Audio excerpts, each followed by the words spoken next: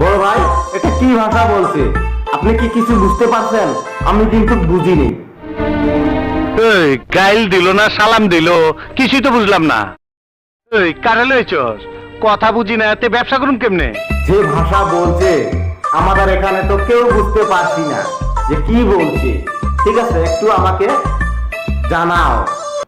কোনো অসুবিধা নেই স্যার, আমি আপনাকে সব বুঝিয়ে দেব। কি আর বড় ভাইকে বুঝাবেন? হ্যাঁ, উনি হলেন চাইনিজ ব্যবসায়ী মিস্টার। ও আচ্ছা, তাহলে এনাদের নাম টিটু।